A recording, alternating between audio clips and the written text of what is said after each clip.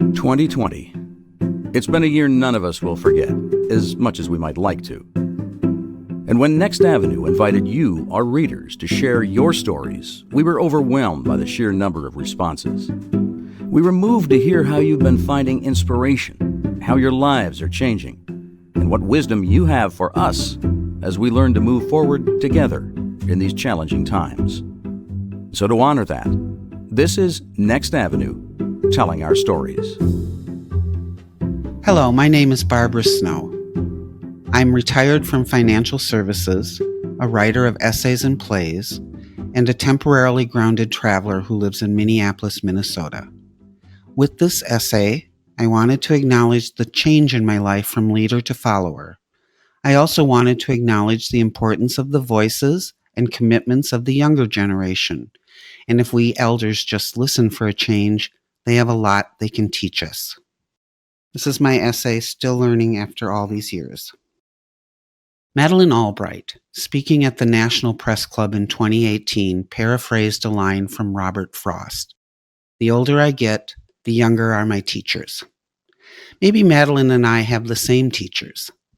Dealing with COVID-19 and the results of the systemic racial disparities in our country, while watching our nation teetering on a tightrope between democracy and authoritarianism, it would be easy for me to slip into a feeling of despair that nothing will be right again. But here's where I luck out. I live in an elegant, slightly quirky, 80-year-old inner-city apartment complex in Minneapolis, made up of mostly young tenants, many of them recent college graduates. A lot of them are in debt for their education and work multiple jobs, including maintenance and cleaning in our complex. I've come to know most of these youngsters, and while my first impulse was to share all 66 years of my life experiences and advice with them, I've quickly learned that they offer me much more wisdom if I just shut up and listen. For example, I've learned that those with the least to give the most. During the protests over the murder of George Floyd, I watched as they formed groups to keep tabs on what was happening in our neighborhood, stood watch through the night, and then went out in the morning to help clean up the streets that were at the epicenter of the looting. And they've continued to demonstrate their commitment to humanity throughout the summer by cooking and delivering much-needed meals to the homeless community that has sprung up in our parks as a result of the economic disaster that has unfolded because of COVID-19. I've learned that a portfolio of investments means nothing to most of these young adults, but making enough tips from waitressing jobs to help pay for food for someone else is an investment of inestimable worth. I've watched them collect clothes, diapers, and hygiene products to give away in the neighborhood.